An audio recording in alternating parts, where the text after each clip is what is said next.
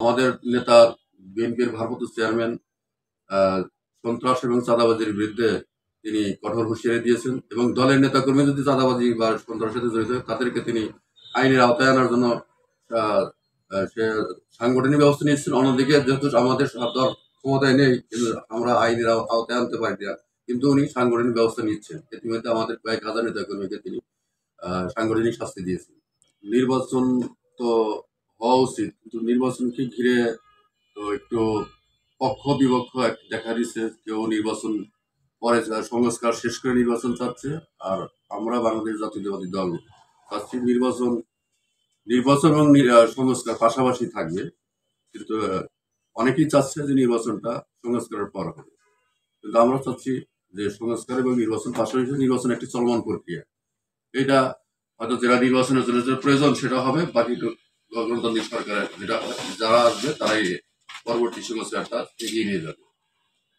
তো এই দোদুল্যমান অবস্থায় আছে বাংলাদেশের বর্তমান রাজনীতিটা, এখন একটা ইয়েতে আছে, দোদুল্যমান অবস্থায় আছে।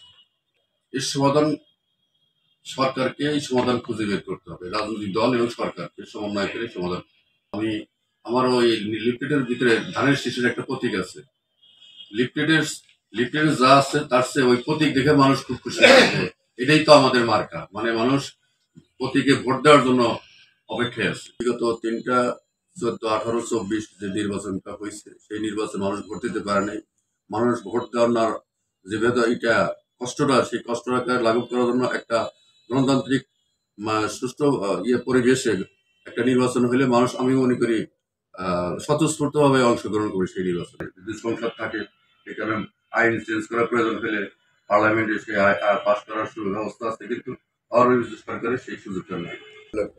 জুলাই আগস্টের দেখেন, জুলাই আগস্টের বৈষম্য ছাত্র জনতার যে অভ্যুত্থান হয়েছে, সেই অভ্যুত্থানের চেতনাকে আমাকে ধারণ করতে হবে। সেই চেতনাকে ধারণ করে তাদের নিরাপত্তা দেওয়া রাষ্ট্রের দায়িত্ব।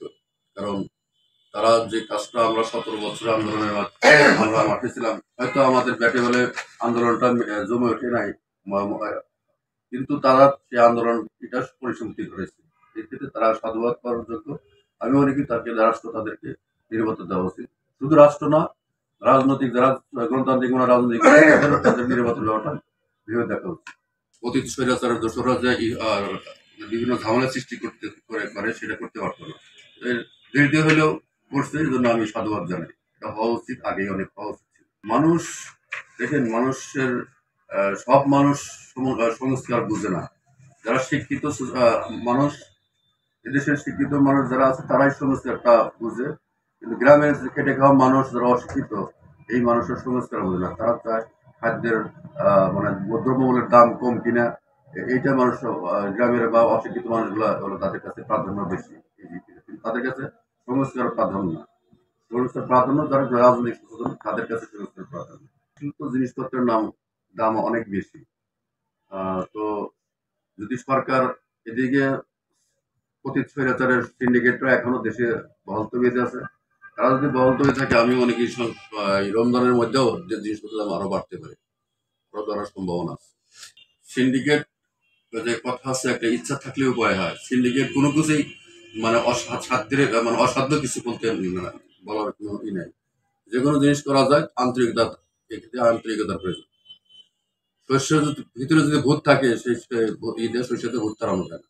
আমার এলাকার মানুষের প্রতি তারা যেন এই যে শান্ত থাকে, একে অপরের ক্ষতি না করে, এবং চাঁদাবাজ সন্ত্রাসবাদ যেখানেই হবে তারা যেন তারা প্রতিহত করে, এটাই আমার আহ্বান। এবং আমাদের নেতা বিএনপির ভারপ্রাপ্ত চেয়ারম্যান সন্ত্রাস এবং চাঁদাবাজির বিরুদ্ধে তিনি কঠোর হুঁশিয়ারি দিয়েছেন এবং দলের নেতাকর্মী যদি চাঁদাবাজি বা সন্ত্রাসের সাথে জড়িত হয় তাদেরকে তিনি আইনের আওতায় আনার জন্য সে সাংগঠনিক ব্যবস্থা নিয়েছেন। অন্যদিকে যেহেতু আমাদের দল ক্ষমতায় নেই কিন্তু আমরা আইনের আওতায় আনতে পারি না, কিন্তু উনি সাংগঠনিক ব্যবস্থা নিচ্ছেন। ইতিমধ্যে আমাদের কয়েক হাজার নেতাকর্মীকে তিনি সাংগঠনিক শাস্তি দিয়েছেন।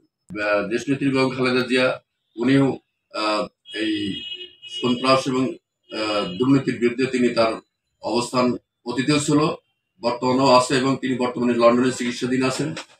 তো উনি দেশে আসার পর আমি মনে করি আরো বাংলাদেশের মানুষের আস্থা আরো বৃদ্ধি পাবে বলে আমি মনে করি, যে তার প্রতি দেশের মানুষের আস্থা আছে, সেই আস্থার আরো আরো বৃদ্ধি পাবে বলে আমি আপনাদের মাধ্যমে দেশবাসীকে এই নাজুক এই পরিস্থিতিতে গণতন্ত্র উত্তরণের পথে যদি সবাই সহায়ক ভূমিকা পালন করে সেই আহ্বান জানাই এবং আপনাদের মাধ্যমে সেই ধন্যবাদ জানিয়ে আমার কথা শেষ করছি।